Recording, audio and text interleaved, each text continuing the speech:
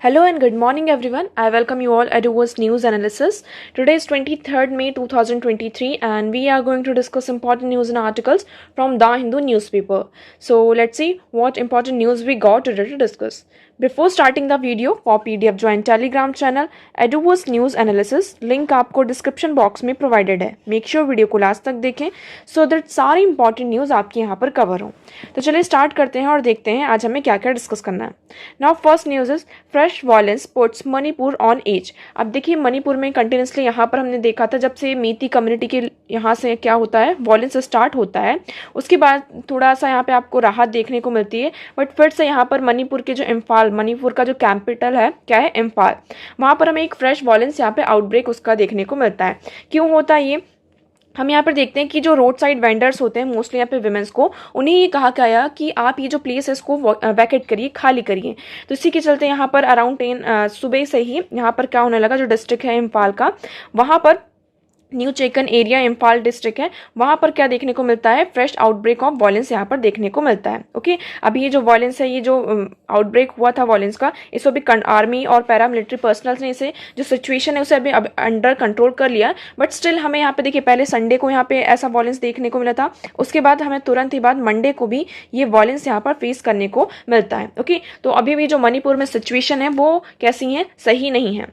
Next move करते हैं. Next article is prime minister toll value of Pacific island nations at third FIPIC summit. अब यहाँ पर आपकी समिट होती किसकी, फिपिक की. ठीक है, तो हमारा जो इंडो पैसिफिक आइलैंड का जो कॉपरेशन है ये एक पूरा कॉपरेशन है, इसकी यहाँ पर समिट ऑर्गेनाइज होती है. ये यहाँ पर थर्ड समिट हुई है. ओके, इसमें टोटल आप देखेंगे जो आपका पैसिफिक रीजन है आप यहाँ पर मैप में देख सकते हैं, ये आपका पैसिफिक है, इंडो पैसिफिक रीजन, और ये आपका इंडियन रीजन है. ठीक है, तो ये पैसिफिक ओशन और ये इंडियन रीजन. तो यहाँ पर आपको बहुत सारे छोटे छोटे आइलैंड नेशंस देखने को मिलते हैं. ये ऑस्ट्रेलिया हो गया आपका, और इस ऑस्ट्रेलिया के आसपास यहाँ पर छोटे छोटे आइलैंड नेशंस हैं जैसे कि पेलुआ हो गया, वेदांतो हो गया, नोरा. तो टोटल यहाँ पर ये जो फॉरम है कॉपरेशन है इसमें 14 आइलैंड नेशंस हैं प्लस इसमें इंडिया भी है. ठीक है, और ये स्पेशली जो ये आइलैंड नेशंस हैं कैसी कंट्रीज हैं, ये डेवलपिंग आइलैंड्स हैं.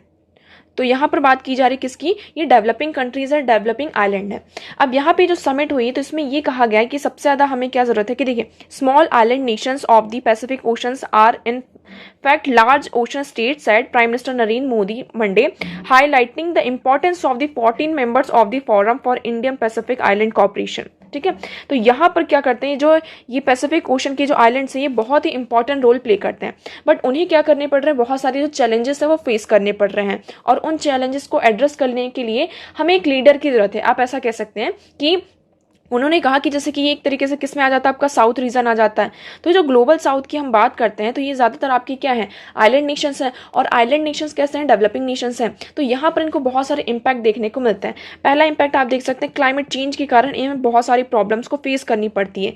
ये क्या है, आइलैंड नेशंस है, क्लाइमेट चेंज हो रहा है, आपका सी लेवल राइज हो रहा है. सी लेवल राइज हो रहा है तो सबसे ज़्यादा इंपैक्ट किस पर पड़ रहा है, इन नेशंस पर पड़ रहा है. ये सारे आपके कैसे हैं, डेवलपिंग नेशंस हैं. डेवलपिंग नेशंस है जैसे कि आप एग्जाम्पल ले सकते हैं कि रशिया यूक्रेन यहाँ पर कन्फ्लिक्ट हो रहा है, रशिया यूक्रेन यहाँ पे वॉर चल रहा है. इसका डायरेक्टली इंपैक्ट किस पर पड़ रहा है, आपके जितने भी डेवलपिंग आइलैंड नेशंस है इन पर पड़ रहा है. क्यों? क्योंकि ये यहाँ से क्या हो रहा है, आप सैंक्शंस लगा रहे हैं रशिया के ऊपर, तो एक तरीके से जो सप्लाई साइड है, सप्लाई चेन है वो डिस्टर्ब हो रहा है. पोर्ट सिक्योरिटी है, पोर्ट सिक्योरिटी का जो इशू है किसको सबसे ज्यादा इंपैक्ट कर रहा है, इन दीज डेवलपिंग नेशंस को. ओके, तो यहाँ पे ये कहा जा रहा है कि देखिए कि इंडिया ने क्या किया, जब यहाँ पे कोविड-19 पेंडेमिक आया था उस टाइम भी, अब ये इतने बड़े बड़े नेशंस नहीं हैं कि क्या कर सके, खुद के ही नेशन में, खुद की टेरिटरी में क्या कर सके, जो वैक्सीनेशन के बड़े बड़े प्रोग्राम्स होते हैं उसको यहाँ पे चालू कर सके. ना तो उनके पास इतना फाइनेंस होता है और ना ही इतनी टेक्नोलॉजी है. तो यहाँ पर क्या होता है कि जो हमारे डेवलप्ड नेशंस हैं उनकी यहाँ पे रिस्पॉन्सिबिलिटी हो जाती है कि इन नेशंस की क्या करें, वो हेल्प करें. तो इसी के चलते यहाँ पे ये कहा कि देखिए कि उन्होंने इस पर बात बोली है कि saying that the saying old friend saying the friend in need is a friend indeed has been proved. तो यहाँ पर जो डिफिकल्ट टाइम में हमारा फ्रेंड होता है वही क्या होता है, आपका रियल फ्रेंड होता है. ओके, अब यहाँ पर सप्लाई साइड की बात करते हैं तो क्लाइमेट चेंज से लेकर natural calamity, poverty, feminine already existed but now new challenges are emerging such as supply chain of food, fuel, fertilisers, pharma are facing hurdles. तो यहाँ पर पहले से कुछ आपके जो प्रॉब्लम्स थे जैसे कि climate change, natural calamity, poverty, feminine, तो ये ऑलरेडी से एग्जिस्ट कर रहे थे. बट अब न्यू चैलेंजेस इनको कौन कौन से फेस करने पड़ रहे हैं, food security, fuel fertiliser insecurity, pharma facing hurdle, तो ये सारी चीज़ें यहाँ पे प्रॉब्लम हो रही। इंडिया ने इनकी बहुत ज़्यादा हेल्प की है। हम यहाँ पर देखते हैं जब यहाँ पे वैक्सीन कोविड-19 पेंडेमिक था तो यहाँ पे वैक्सीन पूरा ड्राइव चलाया गया, वैक्सीन प्रोग्राम यहाँ पर पूरा चलाया गया और इस तरीके से इंडिया ने इन जो नेशन से इनकी हेल्प करी। अब हम फिविक के बारे में देख लेते हैं। ये क्या है, forum for India Pacific island cooperation is a multi national grouping of cooperation between India and 14 Pacific island nation. ये किसके बीच का कॉपरेशन है, इंडिया एंड 40 पैसिफिक जो आइलैंड नेशन है उनके बीच का। ओके, यहाँ पे जो 14 आइलैंड नेशन है कौन कौन से हैं, Cook island, Fiji, Kiribati, Marshall Island island, Micronesia, Nauru, New Samoa, Solomon island, Palau, Papua New Guinea, Tonga, तो वेदांतु, तो ये सारे क्या आपके 14 आइलैंड नेशंस है और प्लस इसमें कौन आ जाता है, आपका इंडिया आ जाता है। ठीक है, तो एक तरीके से बात हो रही कि इंडिया क्या कर सकता है, जो ग्लोबल साउथ है उसको यहाँ पर लीड कर सकता है। अब यहाँ पर अभी जो ये मीटिंग हुई है कहाँ हुई है, पापुआ न्यू गिना में इसकी मीटिंग हुई है। अब इंडिया के इसमें फोकस क्या हो सकता है, इंडिया के लिए इतना ज़्यादा ये इंपॉर्टेंट क्यों हो जाता है, सिर्फ इंडिया के ही लिए नहीं, आप यहाँ पर देखेंगे जो एशिया में चाइना है उसके लिए भी यहाँ पर क्या हो जाती है, छोटे छोटे जो आइलैंड नेशंस होते हैं, आप श्रीलंका की बात करिए, आप म्यांमार की बात करिए, तो ये बहुत ज़्यादा इंपॉर्टेंट हो जाते हैं। पहला इनका जो स्ट्रेटेजिक लोकेशन है इसलिए ये बहुत ज़्यादा इंपॉर्टेंट हो जाते हैं। These islands have occupied common sphere of influence and interest for major super powers like US, France, Japan, Australia and the United Kingdom. इनका जो लोकेशन है आप देखेंगे ये कहाँ एग्जिस्ट है, यहाँ पे आपका ऑस्ट्रेलिया आ जाता है, ये आपका यहाँ पे नॉर्थ साउथ अमेरिका, यहाँ पे नदर्न अमेरिका, तो यहाँ पे ये नेशंस है, तो इनकी जो स्ट्रेटेजिक लोकेशन है ये बहुत ज़्यादा इंपॉर्टेंट हो जाती है। अगर यहाँ पर इन्फ्लुएंस रहता है इंडिया का तो ये डायरेक्टली किस पर आप इम्पैक्ट डाल सकते हैं, यूएस, फ्रांस, जापान जैसी कंट्रीज पर इन्फ्लुएंस कर सकते हैं। ये जो रीजन है कैसे है, बहुत ज़्यादा रिसोर्स रिच रीजन है, आपको यहाँ पे बहुत ज़्यादा नेचुरल मिनरल्स और हाइड्रोकार्बन्स देखने को मिल सकते हैं। यहाँ की जो बायोडाइवर्सिटी बहुत ज़्यादा मैसिव है, डाइवर्स यहाँ पे ओशन लाइफ एंड एक्सटेंडिव मैंग्रोव्स भी आपको यहाँ पर देखने को मिलते हैं। काउंटरिंग चाइना, चाइना को काउंटर करने के लिए इस रीजन में इंडिया की कमांड होना बहुत ज्यादा इंपॉर्टेंट है। ओके, नेक्स्ट क्या आ जाता है आपका डिप्लोमेटिक इंपॉर्टेंस। यहाँ पर हम देखते हैं India's engagement with PIC is significant for diplomatic reasons as it can increase India's influence in the Indo Pacific region. यहाँ पर अगर इंडिया की एंगेजमेंट होती है तो अल्टीमेटली इंडिया का इन्फ्लुएंस कहाँ बढ़ेगा, आपका जो इंडो पैसिफिक रीजन है वहाँ पर। Okay, India's foreign policy considerations are progressively being structure around the notion of diplomacy for development. तो यहाँ पर अगर इंडिया की फॉरेन पॉलिसी अच्छी रहती है, डेवलपमेंट प्रोग्राम्स इंडिया अच्छे से करता है, तो अल्टीमेटली इसका जो इन्फ्लुएंस हमें कहाँ देखने को मिलेगा, इंडो पैसिफिक रीजन में देखने को मिलेगा। Development partnership, India can build development partnership with Pacific island Nations के साथ। यहाँ पे जो कॉपरेशन है इनके साथ जो उनके क्रिटिकल इश्यूज हैं उनके साथ, जैसे कि आप देख सकते हैं climate resilient, digital health, renewable energy, disaster risk reduction, तो इनके साथ इंडिया क्या कर सकता है, डेवलपमेंट पार्टनरशिप कर सकता है। ओके, इकोनॉमिक अपॉर्चुनिटीज हैं, offer economic opportunities for India specially in the area of green transition and climate change. तो यहाँ पे बहुत ज़्यादा इकोनॉमिक आपको क्या अपॉर्चुनिटीज़ भी मिलती हैं इंडिया को, जैसे कि क्लाइमेट चेंज में बात कर रहे हैं, टेक्नोलॉजी ट्रांसफर की बात होती है, capacity building and encouraging trade and commerce. तो इन कंट्रीज़ के साथ जो आइलैंड नेशंस हैं इनके साथ हम क्या कर सकते हैं, हमारा जो ट्रेड और कॉमर्स भी है उसको भी इंक्रीज किया जा सकता है। ओके, नेक्स्ट मूव करते हैं। Now next article is solidarity for piece. अब यहाँ पे बात की जा रही है किसकी, G7 की अभी जो समिट हुई है, कहाँ हुई है आप सभी को पता है, हिरोशिमा में। हिरोशिमा कहाँ है, जापान में। जापान ने क्या किया था, G7 की जो समिट ऑर्गेनाइज हुई थी इसे यहाँ पर होस्ट किया था। अब हिरोशिमा में क्यों किया गया है, आपका इसको रीजन पता होगा कि 1945 में यहाँ पे हिरोशिमा में क्या हुआ था, न्यूक्लियर वॉर हुआ था, है ना। यहाँ पे न्यूक्लियर बॉम्ब्स को यूएस के द्वारा यहाँ पर डिप्लॉय किए गए थे। ओके, तो उसी की मतलब कि उसी को मेमोरियल बनाने के लिए यहाँ पर G7 की जो मीटिंग है उसको ऑर्गेनाइज की गई। अब ठीक है, उसके बाद अब देखिए बात की जाती है जो G7 समिट है इसमें आप देखते हैं कौन आ जाता है, यूएस आ जाता है। पूरा सिर्फ जापान को अगर आप छोड़ देंगे तो जापान के साथ आपका पूरा कौन सा आता है, पूरा वेस्ट आता है। और इस टाइम पे जो वेस्ट है वो किसके अगेंस्ट में, सिर्फ उनके पास एट प्रेजेंट एक ही आपका इशू है, कौन सा, रशिया, कि किस तरीके से रशिया को हमें क्या करना है, कंडेम करना है। और ये जो अभी समिट हुई इसमें जो जितने भी यहाँ पे मेंबर्स थे उन्होंने यही कहा कि हम और क्या करेंगे, अब रशिया के ऊपर और ज़्यादा सैंक्शंस यहाँ पर लगाएंगे। ओके, जैसे कि हम बात करते हैं कि G7 एक बहुत बड़ा ऑर्गेनाइजेशन हो जाता है, यहाँ पे बड़े बड़े नेशंस हैं, तो हमारा जो अल्टीमेट एम होना चाहिए, किस पर बात होनी चाहिए यहाँ पर, जैसे कि रशिया यूक्रेन कॉन्फ्लिक्ट के कारण यहाँ पे जो फूड इनसिक्योरिटी हुई है उस पर जो इम्पैक्ट हुआ है, डेवलपिंग नेशन जो इसके कारण यहाँ पे प्रॉब्लम फेस कर रहे हैं, इन सारी चीज़ों पर बात होनी चाहिए। क्लाइमेट चेंज पर यहाँ पर बात होनी चाहिए। यहाँ पे जो कॉपरेशन है वर्ल्ड के बीच में, जो नेशंस के बीच में किस तरीके का कॉपरेशन होना चाहिए, ट्रेड की बात करनी चाहिए, बट ये सारी चीज़ों के बारे में यहाँ पर बात नहीं की गई। इंस्टेड यहाँ पर ज़्यादा से ज़्यादा जो मेन फोकस था, हमने यहाँ पर देखते हैं कि जैसे कि इंडिया स्पेशल इन्वाइटी था, इसमें ब्राज़ील आया था, इवन बहुत सारे अदर जो वियतनाम है, साउथ कोरिया, अदर कंट्रीज में इसमें पार्टिसिपेट किया था इस समिट में।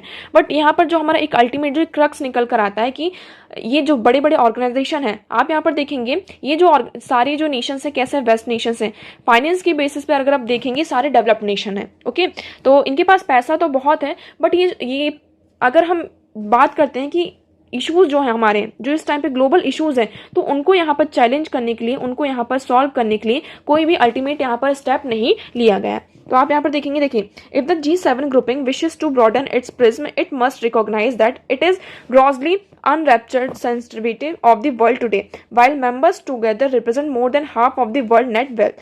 अब देखिए यहाँ पर अगर जो मेंबर्स हैं इन सबको हम एक साथ लाते हैं तो वर्ल्ड की जो आधी वेल्थ है उसको ये G7 यहाँ पर रिप्रेजेंट करता है। Okay, G7 account for less than a third of the global GDP.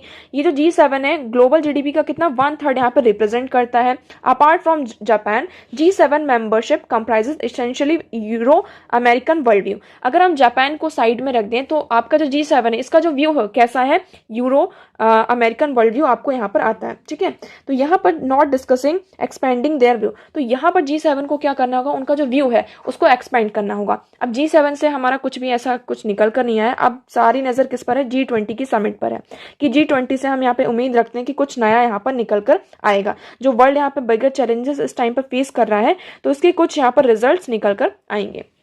Okay, next move करते हैं। Next article is slow withdrawal. अब आप सभी को पता है 19 मई को आरबीआई ने क्या किया है, जो 2000 की यहाँ पे नोट्स थी उसको जो सर्कुलेशन में था उसे यहाँ पे विड्रॉ कर लिया और इसकी यहाँ पे टाइमलाइन दे दी है कि 30 सितंबर तक आप क्या कर सकते हैं, जो नोट्स है उसको यहाँ पर बैंक में जाकर एक्सचेंज करा सकते हैं। ओके, तो ये सारी चीज़ें हो गई। अब इसके कारण क्या हुआ, मार्केट में आप देखेंगे इकॉनमी में आपका पैनिक क्रिएट हुआ।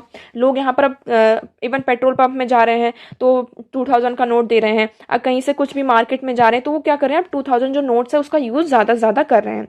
तो उसके कारण जो लोग भी हैं वो भी क्या कर रहे हैं कि ये जो नोट्स है उसको यहाँ पर एक्सेप्ट करने से भी मना कर रहे हैं।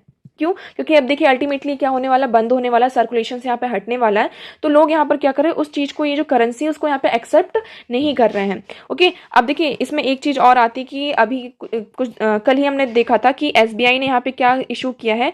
एसबीआई ने ये कहा कि आप अगर जब 2000 की नोट जो इसको एक्सचेंज कराने जा रहे हैं, अगर आप 20,000 तक क्या करते हैं, इस नोट्स को एक्सचेंज कराते हैं, तो इसके लिए आपको कोई भी आईडी प्रूफ की जरूरत नहीं है। ठीक है, तो अगर हम बात करते हैं कि ये सर्कुलेशन से क्यों हटाया गया, सर्कुलेशन से क्यों विदड्रॉ किया गया, कि ब्लैक मार्केट को, हमें जो ब्लैक मनी है उसे हमें कर्टेल करना है, बट यहाँ पे कोई भी आईडी प्रूफ की जरूरत नहीं है। आपको 20,000 तक आप बिना आईडी प्रूफ के क्या कर सकते हैं, जो नोट्स है उसको एक्सचेंज कर सकते हैं। ओके, तो पहली बात तो जो ब्लैक मनी, तो यहाँ पे कोई आईडी प्रूफ नहीं माना, तो जो पर्सन है वो 2 या 3 बार, कई बार कर सकता है। ओके, इसके कारण हमने ये देखने को मिलता है। बट इसमें जो डेडलाइन दी गई है, September 30 deadline for the exchange और deposit of the withdrawn currency, thereby triggering difficulties for common individual to continue to use the note. But यहाँ पे एक तरीके से पैनिक क्रिएट हो गया कि जो कॉमन इंडिविजुअल्स है उनके बीच में कि किस तरीके से हम जो करेंसी इसका यूज यहाँ पर करें। ओके, इससे पहले देखते हैं कि 2016 में क्या हुआ था, आपका डीमोनेटाइजेशन हुआ था।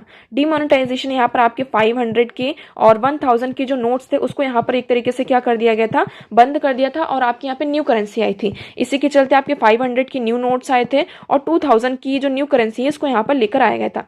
इसका अल्टीमेटली एम क्या था कि हम जो ब्लैक मनी है मार्केट में उसको यहाँ पर कम करेंगे। अब इसके पॉजिटिव एस्पेक्ट देखेंगे तो एक तरीके से हम ब्लैक मनी को कम करने के लिए था। दूसरा यहाँ पर जब से ये हुआ है तो आपका जो ऑनलाइन ट्रांजैक्शन है ये इंक्रीज हुआ, तो ये आपके लिए यहाँ पे एक प्लस पॉइंट निकल कर आ जाता है। बट इसके नेगेटिव भी कुछ होते हैं। नेगेटिव क्या होता है कि ये जो स्टेबिलिटी होता है उसको डिस्टर्ब करता है। एक तरीके से क्या होता है, एक पूरी जो स्टेबिलिटी को डिस्टर्ब करता है। दूसरा यहाँ पे लोगों के बीच में यहाँ पे पैनिक क्रिएट होता है, लोग यहाँ पे बहुत ज़्यादा पैनिक हो जाते हैं और यहाँ पर मार्केट में क्या होते हैं, इंस्टेबिलिटी आपको फेस करनी पड़ती है। ओके, तो देखिए, the RBI retains the right to issue और withdraw currency bill as it deem fit for the conduct of its policy mandate, but the lack of transparency now and administrative flip flop do little to enhance trust in its promise to pay the barrier notes face value। तो यहाँ पर बस कुछ नहीं, यही है कि आप क्या कर सकते हैं, 30 सितंबर तक जो करेंसी है उसको एक्सचेंज कर सकते हैं। नेक्स्ट मूव करते हैं, next article is Antarctic sea ice cover hits many records low. अब यहाँ पे बात की जा रही है किसकी, अंटार्कटिक सी। आपका जो साउथ साइड है, आप ये वर्ल्ड देखेंगे, ये आपका यहाँ पर वर्ल्ड है, ठीक है, ग्लोब है। अब ये आपका नदर्न पोल है और ये सदर्न पोल है, तो इस सदर्न पोल में ही आपको क्या देखने को मिलता है, अंटार्कटिक देखने को मिलता है। अब यहाँ पे ये जो 19 फेब को ये रिपोर्ट आई है उसमें ये कहा जा रहा है कि आपका जो आइस कैप है ना, ये आइस, ये क्या हो रहा है, धीरे धीरे ये जो रीजन है लो रीजन पर जा रही है। ये जो आइस की जो शीट है ये धीरे धीरे कैसी होती जा रही है, बहुत ज़्यादा अब थिन होती जा रही है। मतलब कि अब ये क्या हो रहा है, बहुत ज़्यादा मेल्ट हो रही है। मेल्ट हो रही है तो इससे क्या हो रहा है, आपका जो ओशन है, सी लेवल यहाँ पर क्या हो रहा है, यहाँ पर राइज हो रहा है। ओके, आइस यहाँ पे मेल्ट हो रही है। आपका जो साउथ पोल है अंटार्कटिक, उसको हम बोलते हैं। अक्टूबर से मार्च तक में यहाँ का जो रीजन होता है, थोड़ा यहाँ पर जो टेम्परेचर होता है, समर सीजन होता है। ओके, तो उस टाइम पे क्या होता है, आपकी जो आइस होती है यहाँ पे मेल्ट होती है। उसके बाद से यहाँ पे विंटर स्टार्ट हो जाते हैं और विंटर में एक एक्सपेक्ट किया जाता है कि जो आपका जो भी पार्ट यहाँ पे मेल्ट हुआ है वो क्या होगा, फिर से यहाँ पर फ्रीज होगा।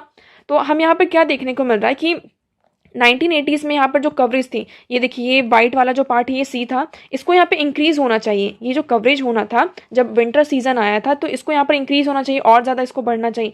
बट हमें क्या देखने को मिल रहा है कि ये जो करंट सी आइस एक्सटेंड है वो धीरे धीरे क्या हो रहा है, डिक्रीज होता हो रहा नजर आ रहा। ठीक है, अब इसके कुछ डायरेक्टली इम्पैक्ट हमें देखने को मिलता है। क्या क्या इम्पैक्ट देखने को मिलता है, सबसे बड़ा आपको जो इम्पैक्ट देखने को मिलता है किसमें, आपका जो सी लेवल है वो राइज हो रहा है, सी लेवल यहाँ पर राइज हो रहा। दूसरा, इससे क्या होगा, जो आपका अंडरग्राउंड इकोसिस्टम है, अंडरग्राउंड एक्वाटिक इकोसिस्टम है, उस पर इम्पैक्ट पड़ रहा है। क्यों, क्योंकि इसमें कुछ जो एनिमल्स होते हैं, जो न्यूट्रिशन है उसका आउटफ्लो यहाँ पर क्या होता है, एक्सचेंज होता है। आप यहाँ पर देखेंगे, temperature and density can subsequently affect weather pattern and also deep water nutrition flow. ये क्या करता है, जो आपका वेदर का पैटर्न है, आपका वार्म वाटर और जो कोल्ड वाटर करंट होता है, इसी से आपका जो वेदर होता है, मानसून होता है, वो डिसाइड होता है। तो इससे क्या होता है, आपका जो वेदर का पैटर्न है वो चेंज होता है। आपका जो डीप वाटर न्यूट्रिशन फ्लो है उसको भी क्या करता है, ये अल्टर करता है।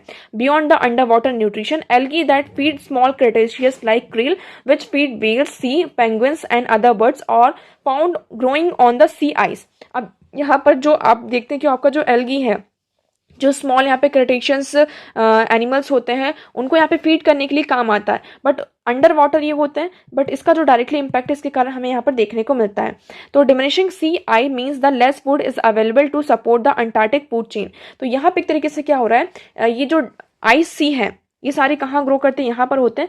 बट यहाँ पर धीरे धीरे हमें क्या देखने को मिल रहा है कि जो आइस सी है, जो आइस आपकी शीट है, वो यहाँ पर क्या हो रही, थिन होती जा रही है, जिसके कारण जो अंटार्कटिक का फूड चेन है, तो वहां पर क्या हो रहा है, उसकी जो सपोर्ट है उसको एक तरीके से डिमिनिश कर रहा है। ओके, नेक्स्ट अगर हम बात करते हैं, आपका जो ग्लोबल सी लेवल राइज हो रहा है, इसके लाइन साथ आपकी जो कोस्ट लाइन सिटी है वो धीरे धीरे क्या हो रही है, सबमर्ज हो रही है। आपका जो एक्वाटिक इकोसिस्टम है उस पर भी क्या हो रहा है, पूरा इंपैक्ट पड़ रहा है। नेक्स्ट आप देख सकते हैं यहाँ पे अल्बिडो। अल्बिडो क्या होता है, अल्बिडो मतलब जब वाइट जो सरफेस होता है उसमें जो लाइट होती है ज़्यादा यहाँ पर रिफ्लेक्ट होती है। ये आपका सन है और सन से यहाँ पर क्या होती है, आपकी जो सनलाइट आती है, अगर ये सरफेस आपका कैसा है, पूरा वाइट है, तो यहाँ पे ये रिफ्लेक्ट होकर चली जाती है, जिससे क्या होता है, ये मतलब एक तरीके से जो टेम्परेचर है उसको यहाँ पे ट्रैप नहीं होता है, तो इसे हम कहते हैं अल्बिडो इफेक्ट कहते हैं। बट आई सीट जो यहाँ पे मेल्ट हो रही है, इसके कारण जो हमें क्या देखने को मिल रहा है, जो अल्बिडो इफेक्ट होता था वो भी क्या हो रहा है, यहाँ पे डिक्रीज होता हुआ नजर आ रहा है। अब क्या हो रहा है, अब जो आपका पूरा वाटर है किसमें कन्वर्ट हो गया, यहाँ पर वाटर मतलब जो आइस था अब यहाँ पे डीप जो ओशन है उसमें कन्वर्ट हो गया। तो एक तरीके से यहाँ पे क्या हो रहा है, ये डीप कलर है, ओशन का कलर कैसा हो जाता है, यहाँ पे थोड़ा डार्कर हो जाता है। तो ये ज़्यादा से ज़्यादा क्या करेगा, हीट को ट्रैप करेगा, और हीट को ट्रैप करेगा तो एक तरीके से क्या होगा, ये पूरा जो वाटर है वो गर्म हो जाएगा, और ये गर्म होगा तो इसका जो डायरेक्ट इम्पैक्ट आपका किस में देखने को मिलता है, अल नीनो एंड ला लीना में देखने को मिलता है। ओके, तो ये आपकी पूरी यहाँ पर रिपोर्ट आई है, shows the minimum Antarctic sea ice extend recorded every summer in million since 1980. February 19 recorded 1.76 million square kilometer of Antarctic sea ice extent that lower Everest। तो यहाँ पर अब तक का देखा गया है 0.9 डिग्री सेल्सियस यहाँ पर हमें जो है टेम्परेचर हायर देखने को मिला है। ओके, नेक्स्ट मूव करते हैं। Next article is INS Sindhu Ratna sail for 97 days to India after major refit in Russia. अब यहाँ पर जो आपका INS था, navy kilo class submarine INS Sindhu Ratna था, इसको कहाँ भेजा गया था? रशिया में भेजा गया था। इसमें कुछ इश्यूज थे तो इसको रिफिट करने के लिए रशिया में भेजा गया था। अब रशिया यहाँ पर क्या हो रहा था, रशिया यूक्रेन कन्फ्लिक्ट हो रहा था, जिसके कारण से यहाँ पर इंडिया में आने में इसको क्या हो रही थी, थोड़ी प्रॉब्लम हो रही थी। बट एट द एंड यहाँ पर अभी इंडिया में पहुंच चुका है। तो देखिए, the submarine underwent the medium रिफिल्ड life certification process in Russia. इसको यहाँ पर रशिया में भेजा गया था किसके लिए? मीडियम रिपीट लाइफ सर्टिफिकेशन के लिए, विच एक्सटेंडेड इज लाइफ, जिसके कारण इसकी जो लाइफ एक तरीके से और ज्यादा एक्सटेंड हो चुकी है। इसका यहाँ पर ट्रांसपोर्टेशन में इश्यूज हो रहे थे, क्यों? क्योंकि जो यूक्रेन के साथ आपके वॉर चल रहे थे, इस कारण से। तो अब अल्टीमेटली यहाँ पे क्या हो चुका है कि अब इंडिया आ चुका है, इसी को यहाँ पे सेलिब्रेट किया गया। नेक्स्ट मूव करते हैं। Next article is will bring bill to link death and birth data with voter rolls। Shah, अब यहाँ पे जो हमारे union home minister Amit Shah ji, उन्होंने ये कहा कि हम यहाँ पर क्या करेंगे, जो बर्थ का रजिस्ट्रेशन है और डेथ का रजिस्ट्रेशन है, ये बहुत ज़्यादा इंपॉर्टेंट हो जाता है, क्योंकि हमें क्या करना होता है, जो वोटर्स की जो लिस्ट होती है इलेक्शन कमीशन को ये पूरी प्रिपेयर करनी पड़ती है। अब यहाँ पर कितने लोगों की यहाँ पर डेथ हो चुकी है, कितने लोग ने यहाँ पर अपनी वोटर लिस्ट में यहाँ पर अपना रजिस्ट्रेशन कराया है या नहीं, तो इसी के चलते यहाँ पे एक बिल लेकर आया जाएगा आपका जो नेक्स्ट पार्लियामेंट सेशन होगा उसमें। इसमें यहाँ पर क्या होगा कि registration of birth and death is important for updating citizens. तो सिटीजन्स को अपडेट करने के लिए यहाँ पर बर्थ और डेथ रेट को क्या किया जाएगा? रजिस्टर किया जाएगा। ओके, नेक्स्ट इसमें ये कहा गया कि अभी नेक्स्ट सेंसस कब कंडक्ट होगा, इसके बारे में भी कोई भी हमें पता नहीं है, बट इसमें ये कहा गया है कि हम क्या करेंगे, इस बिल में पूरा एक अरेंजमेंट बनाएंगे। जैसे ही पर्सन यहाँ पे 18 ईयर्स का ऐसे वहाँ पर क्या होता है, 18 ईयर्स में टर्न होता है, कोई भी पर्सन यहाँ पे 18 साल का हो गया तो इलेक्शन कमीशन ऑफ इंडिया क्या करेगी, तुरंत ही उसको यहाँ पर उसके लिए मेक श्योर करेगी कि उसके लिए वोटर आईडी यहाँ पर रजिस्टर होगा, उसका वोटर आईडी कार्ड यहाँ पर बनेगा।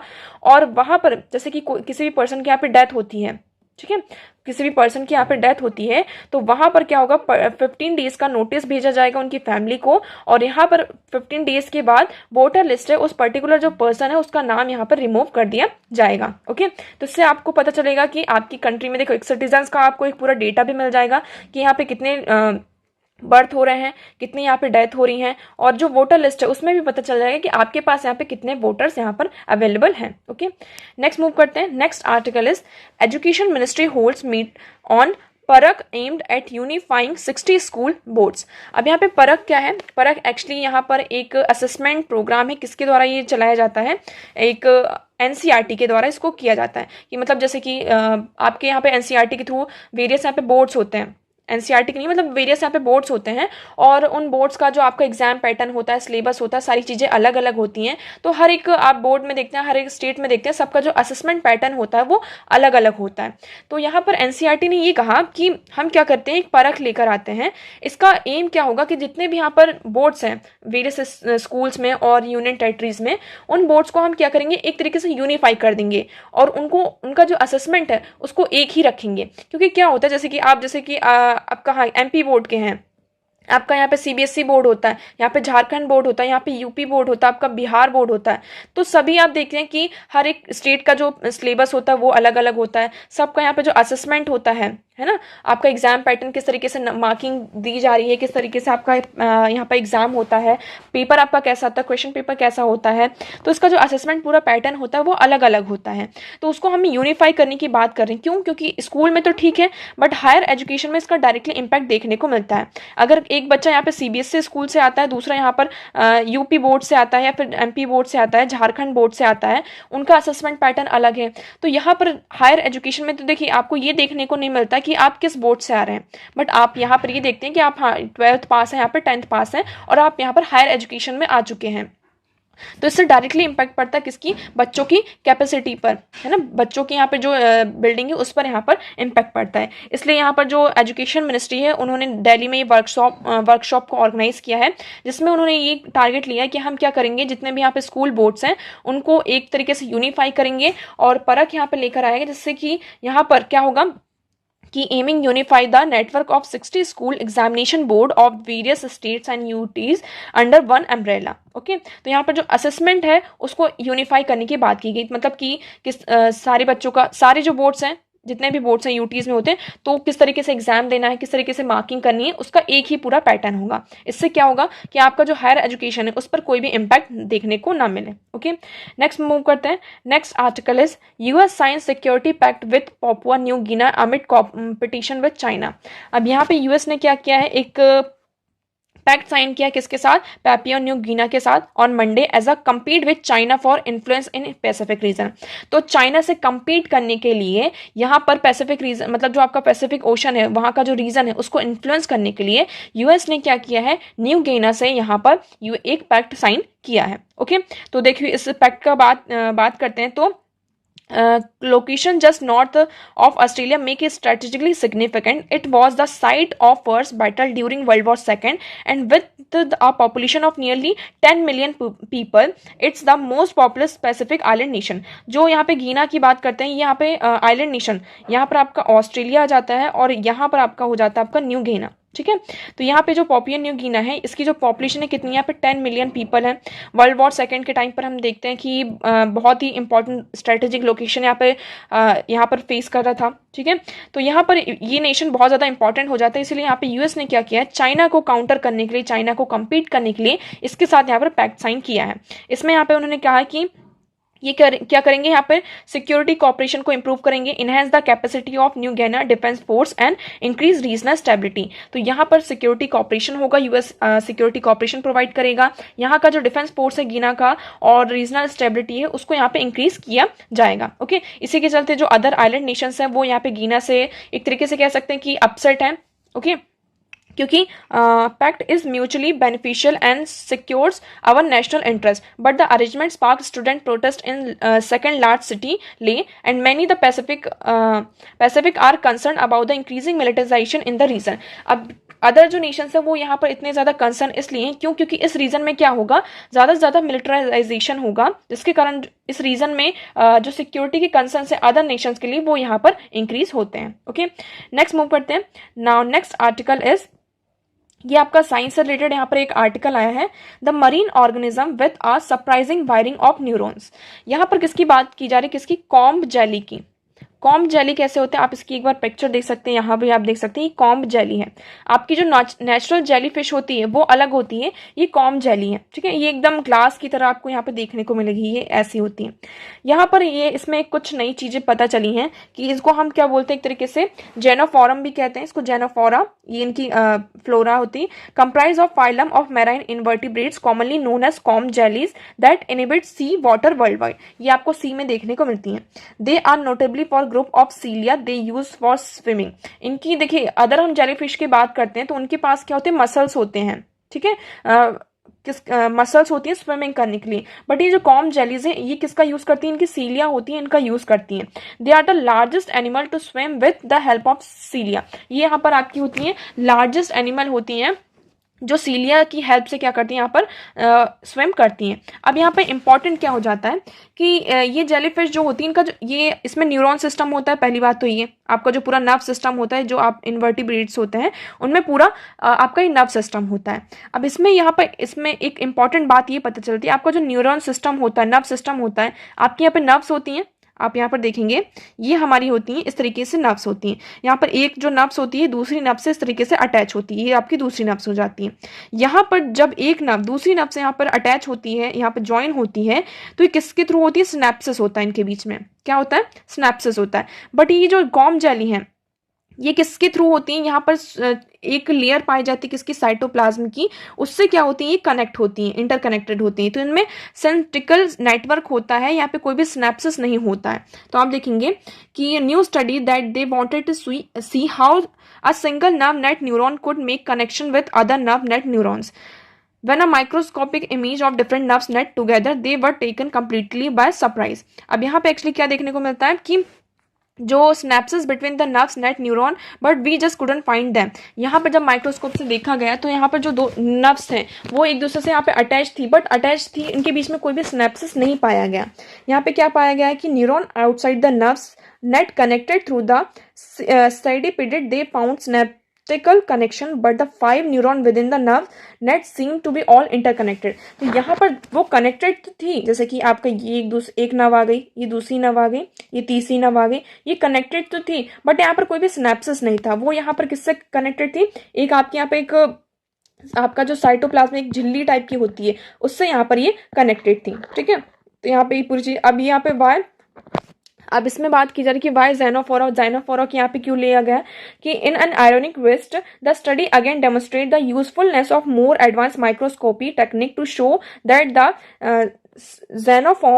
xenophores are at least nerves net neuron it a opposite it is a synticum। तो यहाँ पर क्या है, ये एक हम यहाँ पर बात करते हैं किसकी, कि नेट न्यूरॉन होगा, कि मतलब एक ही न्यूरॉन है, उसका एक पूरा नेटवर्क स्ट्रक्चर है। बट यहाँ पे कोई भी एक नेटवर्क स्ट्रक्चर नहीं कि पूरा इसमें सिर्फ एक ही न्यूरॉन ऐसा ऐसा पूरा बना हुआ है और उसी से इसकी जो जेली है, कॉम जेली है, उसका ये पूरी बॉडी यहाँ पर बनी हुई है। यहाँ पर ये पूरा अपोजिट है। यहाँ पर हमें क्या देखने को मिलता है? सेंसिटिवम यहाँ पर हमें देखने को मिलता है। इसी के कारण यहाँ पे ज्यादा अटेंशन मिलता है किसको? ज़ाइनोफोर्स को यहाँ पर अटेंशन देखने को मिलता है। ओके, तो आई होप आपको यहाँ पे इससे रिलेटेड सारी चीजें क्लियर होंगी। तो आपको बस इतना याद रखना है कि ये कहाँ पाया जाती है, इसका जेली लाइक स्ट्रक्चर होता है, ये कॉम लाइक इसका स्ट्रक्चर होता है। आपको यहाँ पर ब्रांच देखने को यहाँ पर ये मिल सकती है। ओके, इनका जो फाइलम है वो कहाँ है? ये मैरिन इन्वर्टिब्रेट्स है, इसमें पूरा न्यूरॉन्स होता है। आप यहाँ पर देखेंगे इनका ये इस तरीके से कॉम लाइक स्ट्रक्चर होता है, ये पूरा न्यूरॉन सिस्टम है। और ये एक यहाँ पर सेंसरी सेल्स होती है, इससे यहाँ पर क्या होती है, पूरा यहाँ पर जो टेंटिकल्स होते हैं उससे यहाँ पर अटैच होते हैं। ओके, तो आई होप आपको ये पूरा क्लियर होगा। सो आज के लिए इतना ही इंपॉर्टेंट आर्टिकल थे, हमने सारी चीज़ें यहाँ पर डिस्कस कर ली। आई होप आपको सारी चीज़ें यहाँ पर क्लियर होंगी। If you have any doubt you can ask in comment section. Video को लाइक करना एंड चैनल को सब्सक्राइब करना ना भूलें।